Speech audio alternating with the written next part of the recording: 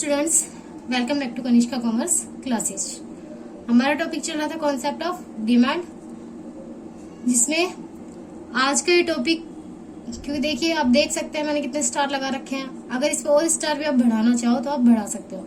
आज के topic exam के पॉइंट ऑफ व्यू से बहुत ज्यादा इंपॉर्टेंट है, फिर किसी भी एग्जाम के पॉइंट ऑफ व्यू से देख लीजिए आप, चाहे नेट का देख लीजिए, चाहे फिर 11th-12th का कोई भी देख लीजिए, कोई भी कंपटीशन एग्जाम है उसके पॉइंट ऑफ व्यू से देख लीजिए। ये टॉपिक मोस्ट इम्पोर्टेंट टॉपिक है। तो आज की इस वीडियो को के जरिए मैं इस टॉपिक को मेरी पूरी कोशिश करूंगी कि आपको अच्छे से अच्छे समझ में आए, और आप कोशिश करना कि आप इसे अच्छे से अच्छे समझिए। तो देखिए क्या है टॉपिक, मांग मात्रा में परिवर्तन है। मांग में परिवर्तन शब्द कुछ एक जैसे दिखाई दे रहे हैं हमें, लेकिन दोनों में क्या है, बहुत ज्यादा डिफरेंस है। बहुत ज्यादा ना मानो तो आप एक पॉइंट, एक वर्ड या फिर एक शब्द का मान लीजिए, उसका डिफरेंस है, जिसकी वजह से आपको कई बार क्वेश्चंस भी क्या हो जाते हैं, गलत हो जाते हैं। तो क्या है, मांग मात्रा में डिफरेंस, यानी कि क्या हो रहा है, क्वांटिटी में डिफरेंस, और यहाँ है मांग में परिवर्तन, यानी कि डिमांड में चेंज। तो दोनों में क्या डिफरेंस है, एक में मात्रा में परिवर्तन है, एक में मांग में परिवर्तन है। तो फर्स्ट हम क्या कर रहे हैं, देखते हैं मांग मात्रा में परिवर्तन क्या है। देखिए मांग मात्रा में परिवर्तन क्या होता है।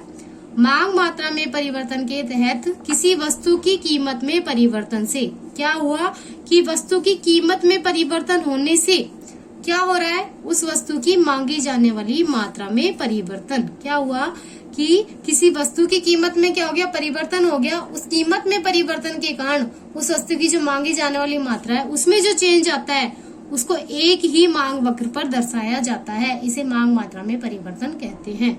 मांग मात्रा में परिवर्तन क्या है, फिर से वो देखिए, जब किसी वस्तु की कीमत में परिवर्तन से उस वस्तु की मांगी जाने वाली मात्रा में क्या हो जाता है, परिवर्तन हो जाता है। तो इसको हम क्या कहते हैं, मांग मात्रा में परिवर्तन। और इस मांग मात्रा के परिवर्तन को हम क्या दिखाते हैं, जो आपका डिमांड कर्व बनता है, उस डिमांड कर्व पे, एक ही डिमांड कर्व पे आप क्या करते हो, उसको दिखाते हो, मांग वक्र पर दिखाते हो। अगर बढ़ रहा है तो नीचे की तरफ, अगर घट रहा हो तो ऊपर की तरफ, कुछ इस तरीके से दिखाया जाता है।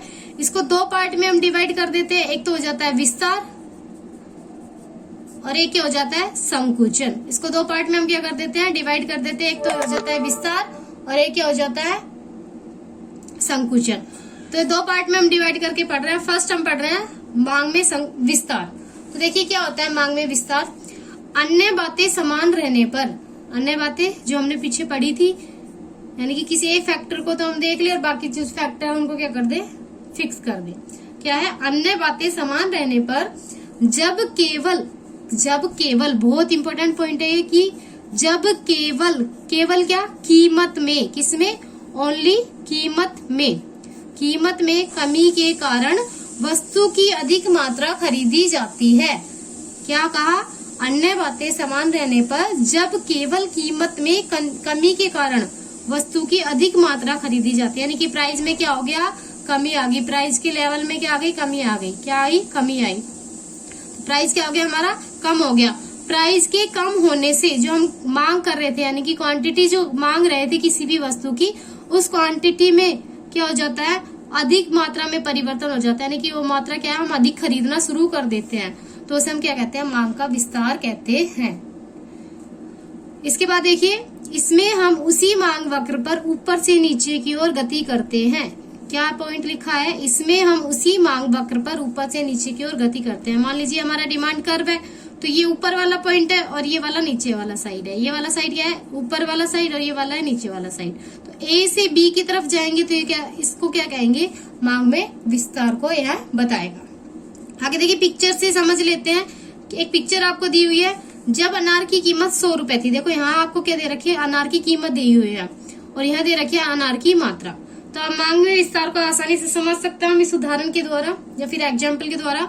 जब अनार की कीमत कितनी थी, 100 रुपए प्रति किलोग्राम थी। जब अनार की कीमत कितनी थी, 100 रुपए। तब उपभोक्ता द्वारा मांगी जाने वाली मात्रा कितनी थी, 250 ग्राम। ये डायग्राम हमने पहले डिमांड कर्व जो पढ़ा था वहां पढ़ चुके थे। आज वापस से इसी डायग्राम के थ्रू हम क्या समझ रहे हैं, मांग में विस्तार को समझ रहे हैं, मांग का विस्तार समझ रहे हैं। तो देखिए, जब अनार की कीमत कितनी थी, 100 रुपए, तो हमारा पॉइंट ये था, यानी कि प्राइस ये है। तो मांगी जाने वाली मात्रा कितनी थी, अनार की 250 ग्राम थी। क्या हुआ, जब अनार की कीमत घटकर, जब अनार की कीमत क्या हुई, घटकर 50 रुपए हो गई, तो अनार की जो मांग है वो कितनी हो गई,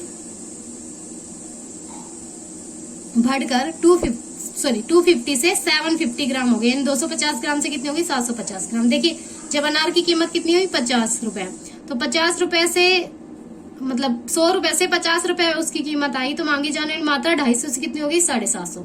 जब पहले पॉइंट बन रहा था हमारा क्या बन रहा था, बिंदु ए बन रहा था। अब मांग की जो मात्रा और प्राइस की जो मात्रा, उनका जो दोनों का जो क्रॉस पॉइंट है, यानी कि जो वहां मिल रहे हैं, सम्मेलन पॉइंट है, मध्य बिंदु है, फिर समविच्छेद बिंदु है, वो अब बन रहा है बी। तो पहले ए था और अब क्या बन गया बी। तो अब देखिए इसे मांग की मात्रा में वृद्धि कहते हैं। तो मांगी जाने वाली मात्रा में क्या हो गई, वृद्धि हो गई। उसको हम किससे, पहले डिमांड कर्व इस तरीके से बन रहा था हमारा ए और बी, ए पॉइंट से बी पॉइंट पर हम जाएंगे तो इसको हम क्या कहेंगे, विस्तार कहेंगे, मांग का विस्तार। नीचे देखो दिया हुई है ए बी तक चलन मांग मात्रा में विस्तार, जिसको हम क्या कहते हैं, एक्सपेंशन ऑफ डिमांड को दर्शाता है। तो हम फिर से एक बार रिपीट कर लेते हैं। अगर क्वेश्चन पूछा जाएगा तो एग्जाम में किस पॉइंट ऑफ व्यू से पूछा जाएगा, क्या पूछा जा सकता है, मांग का विस्तार किसे कहते हैं। तो मांग का विस्तार किसे कहते हैं, जब अन्य बातें समान रहने पर केवल कीमत में कमी के कारण वस्तु की अधिक मात्रा खरीदी जाती है। केवल कीमत में कमी के कारण वस्तु की अधिक मात्रा खरीदी जाती है, तो उसे क्या कहते हैं, मांग का विस्तार कहते हैं। दूसरा क्वेश्चन आपसे पूछा जा सकता है कि जब मांग का विस्तार होता है तो मांग वक्र किस ओर गति करता है। तो मांग का जो वक्र है, जो मांग का विस्तार होता है तो कहां से गति करता है, ऊपर से नीचे की ओर गति करता है। आगे थर्ड क्वेश्चन आपसे पूछा जा सकता है, जब मांग में विस्तार होता है तो क्या होता है। तो मांग में जब विस्तार होता है तो मांग की मात्रा में क्या होती है, वृद्धि होती है। फिर इसे ये भी कह सकते हैं, मांग के विस्तार को दूसरा नाम क्या दिया गया है, मांग मात्रा में वृद्धि कहा गया है। आगे देखिए सेकंड पॉइंट क्या है हमारा, मांग में संकुचन। तो देखिए मांग में संकुचन क्या होता है, अन्य बातें समान रहने पर जब केवल कीमत में वृद्धि होने पर, अन्य बातें समान रहने पर जब केवल कीमत में वृद्धि होने पर उस वस्तु की कम मात्रा खरीदी जाती है। उस वस्तु की क्या खरीदी जाती है, कम मात्रा खरीदी जाती है, तो इसे मांग का संकुचन कहते हैं। फिर से देखिए मांग का संकुचन किसे कहते हैं, अन्य बातें समान रहने पर जब केवल कीमत में वृद्धि होने से वस्तु की कम मात्रा खरीदी जाती है, तो इसे हम क्या कहते हैं, मांग का संकुचन कहते हैं। सेम वही पॉइंट, इसमें उसी मांग वक्र पर नीचे से ऊपर की ओर गति करते हैं।